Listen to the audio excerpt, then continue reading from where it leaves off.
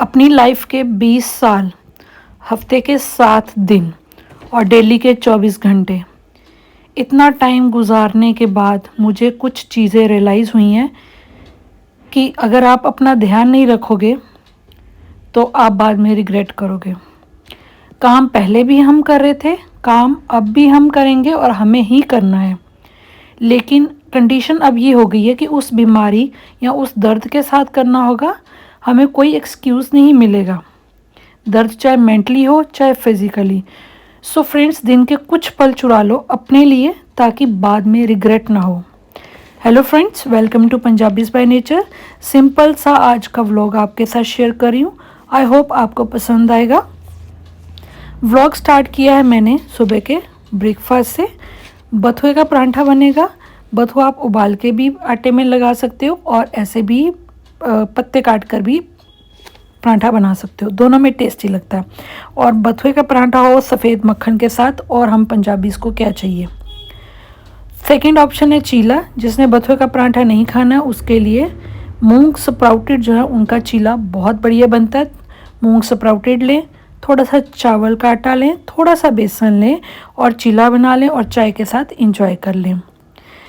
ये सब फिनिश करने के बाद मैं आई हूँ छत पे अपना सारा सब्जियों का पिटारा लेके आई हूँ।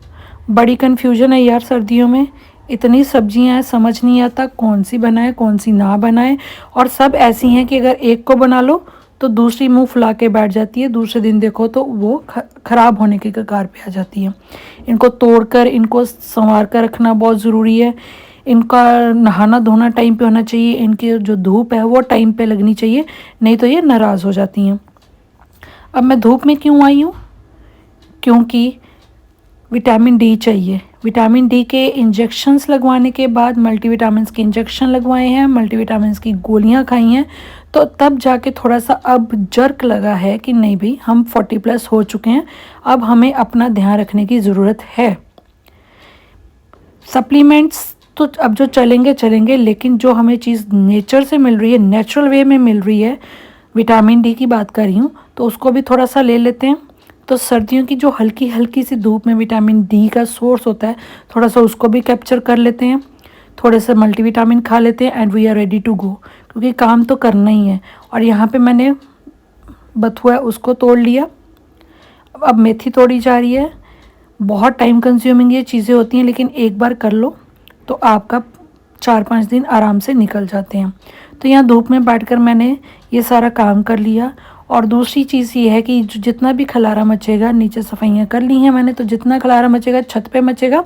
और ये सारा मैं इसको समेट कर, जो मैंने कंपोस्ट बिन बनाया है, एक बकेट लगाई हुई है, उसमें जितने भी मेरे पत्ते होते हैं, जो जितना भी गार्डनिंग का पत्तों वगैरह का जो गंद निकलता है वो उसमें डालती हूँ। और उसी में ये मैंने जितना मेथी वगैरह, जितने ग्रीन लीव्स का कंपोस्ट था वो डाल दिया, तो कंपोस्ट भी बनती रहेगी और मेरा काम भी होता रहेगा।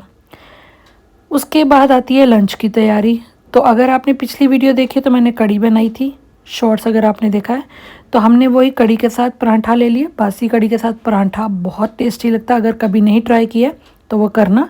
और बच्चों को बना दिए थे वेज सोया कबाब।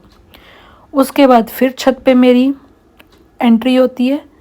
छत पे अब क्या कर रही हूँ, अब मुझे ये जो एक प्लांट दिख रहा है, काफ़ी दिनों से मुझे दिख रहा था कि ये थोड़ा सा मुरझा रहा है, समझ नहीं आ रहा था। पानी भी दे रही हूँ, सब कुछ कर रही हूँ, लेकिन मुझे समझ नहीं आ रहा था कि ये इसमें ये ना खिला हुआ नहीं रह रहा है। इसमें जो ब्रांचेस हैं वो भी सूखती जा रही हैं और जो पत्ते हैं वो भी सूखते जा रहे हैं।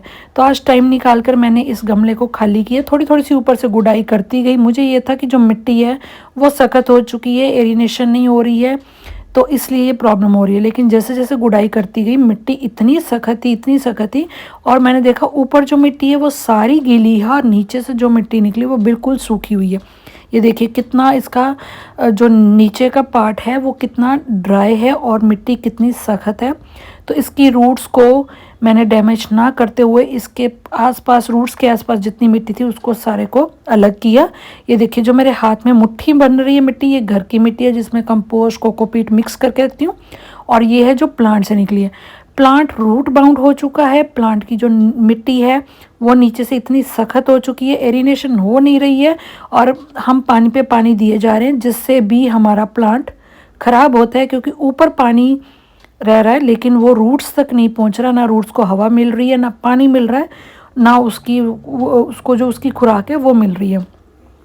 तो उसके बाद ये मैं अपनी कंपोस्ट वाली बाल्टी ले आई हूँ। अभी इसमें कंपोस्ट नहीं बनी है।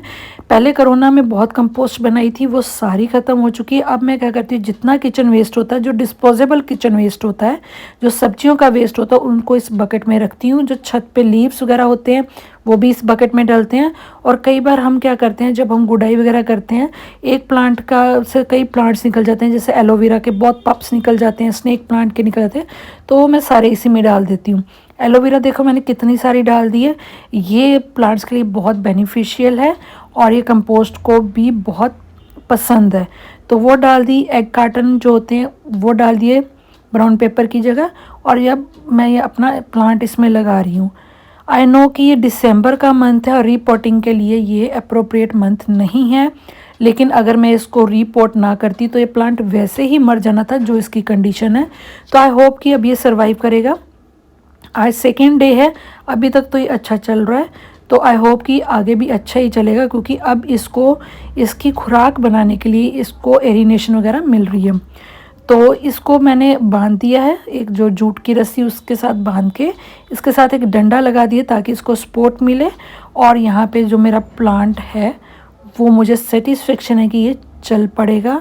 बहुत ही इसका जो हालात थे ख़राब थे। अब इसके बाद मैंने इसकी जितनी ब्रांचेस और लीव्स सूखे हुए हैं वो निकाल दिए और इसको हम थोड़ा सा पानी देंगे, थोड़ा सा इसको सहलाएंगे ताकि ये शॉक में ना जाए। ऊपर छत का काम ख़त्म किया, फिर नीचे आ गई। नीचे आके किचन में अपना डिनर प्रिपेयर किया, सबको डिनर करवाया, खुद डिनर किया, किचन क्लीन की। उसके बाद मैंने बनाई मफ़िन केक्स।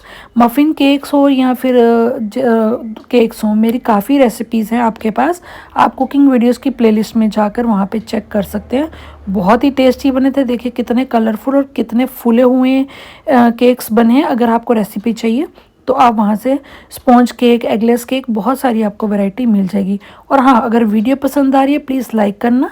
चैनल पे नए हैं, अभी तक सब्सक्राइब नहीं किया और कंटेंट पसंद आ रहा है तो आप सब्सक्राइब करके ज़रूर जाना। ये देखिए मैंने आपको बीच में से भी दिखा दिया, बिल्कुल पका हुआ है। और इसकी जाली देखिए, जितनी ये बढ़िया जाली आती है, जितना अच्छा स्पॉन्ज आता है, उतना ही ये मफ़िन्स टेस्टी होते हैं।